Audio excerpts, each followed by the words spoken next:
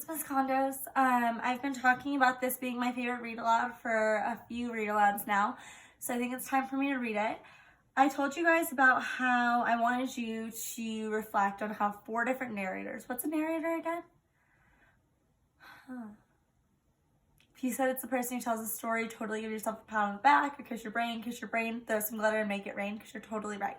So there's 4 different narrators in the story, and they're all first-person narrators and telling it from their own perspective or point of view of what they think is happening. I want you guys to think again about why they're probably telling it with different moods. Why are some of the pictures darker versus some of the pictures are so much brighter? Why are the fonts different? Why do they talk about the same things happening, but they all think about them a little bit differently? We're gonna read the story and you can see if you were right in what you predicted as far as why some of them are maybe seeing the same thing and telling it just a little bit differently. Let's get started. All right, first voice. So this is the first person telling the story and it's this lady. Let's keep reading. It was time to take Victoria, our pedigree Labrador, and Charles, our son, for a walk.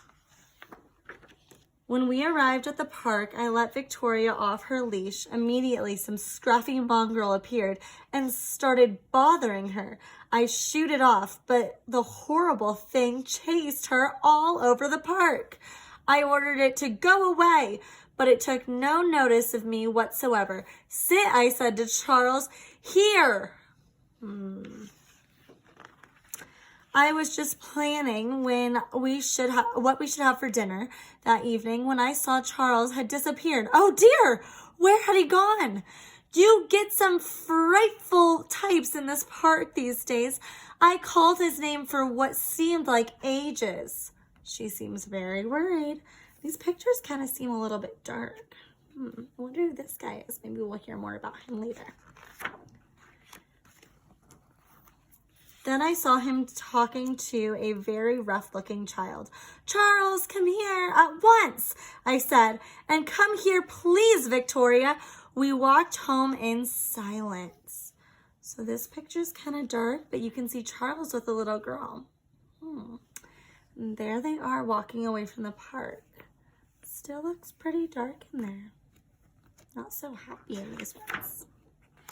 Second voice. I needed to get out of the house, so me and Smudge took the dog for a walk. So here's our second voice. He looks kind of grumpy too, and these look even darker and kind of sadder. So we looked at these pictures. They're kind of bright compared to these ones. Let's see what happens. I needed to get out of the house, so me and Smudge took the dog to the park.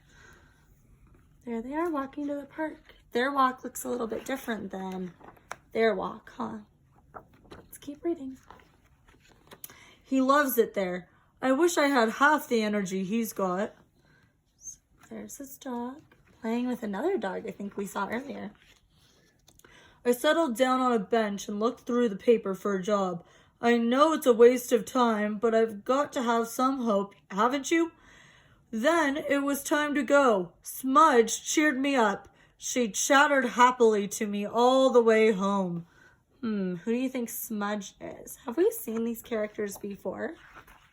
1, 2. Let's keep reading. Third voice. So I think I remember from the beginning this is Charles. His mother was the first person, and then this is who? I think it was Victoria was her name. All right. And looks like he's kind of bummed to be at the park. Maybe he's bored. This font kind of looks bored too. Font is another word for the type of writing the words are in. They're all a little bit different depending on who's telling the story. Let's read the third voice. I was at home on my own again. It's so boring. Then my mother said it was time to go for our walk. There was a very friendly dog in the park and Victoria was having a great time. I wish I was. Do you want to come on the slide? A voice asked. It was a girl, unfortunately, but I went anyway. She was great on the slide. She went really fast. I was amazed. There they are playing. The 2 dogs raced around like old friends. The girl took off her coat and swung on the climbing bars, so I did the same. You guys love the climbing bars at recess. I'm good at climbing trees, so I showed her how to do it. She told me her name was Smudge. A funny name. I know, but she's nice. Then my mother caught us talking together, and I had to go home. Maybe Smudge will be there next time. Okay, this is kind of sad looking. It's at the end of the day. Okay. All right, here's our fourth voice, and this looks like kind of a silly font type, right? Everything kind of looks brighter and more fun here. Uh-oh, she doesn't look too happy. Dad had been really fed up, so I was happy when he said we could take Albert to the park. There's Albert and there's Dad. Albert's always in such a hurry to be let off his leash. He went straight up to this nice dog and sniffed its backside. He always does that. Of course, the other dog didn't mind, but its owner was really angry. That silly twit. I got talking to this boy. I thought he was kind of a wimp at first, but he's okay. We played on the seesaw and he didn't say much, but later on he was more friendly.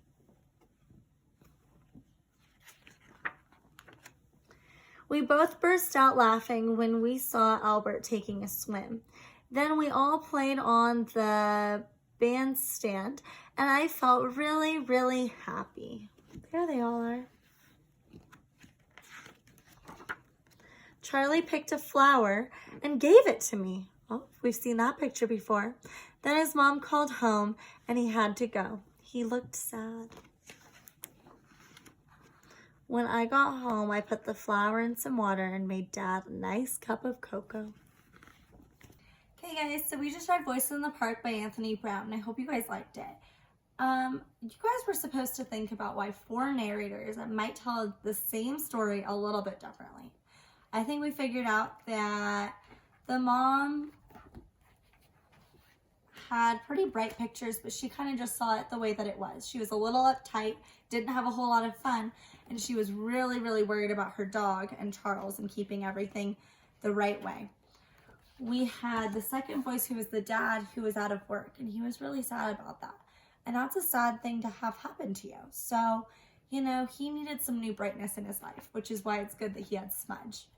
We had Charles, who was kind of bland and kind of boring, but he was there and he wanted to have a great time. And then at the end, we had Smudge. Smudge was there to brighten everybody's day. And she had the brightest of pictures. She had the brightest of words, and she was so happy to just be at the park, okay? So we had 4 different narrators with 4 different perspectives, 4 different points of view. And right now, it's really easy to be the dad or to be Charles and to be kind of bummed about being inside all the time. I know I've been bummed about being inside all the time. But I want you guys to think about the ways that you guys can have fun inside. Think about the ways you could be grateful for this time that you're getting to spend with your parents, or you're getting to spend with your dog, or your cat, or your little brother, or your little sister. Think about all the different cool things you're getting to do inside that maybe you wouldn't get to do if we were at school right now. I miss you guys so much, and I want you guys to be the smudges in your mom and dad's life, okay? Figure out the way to bring out all the happiness and all the gratefulness that your parents have.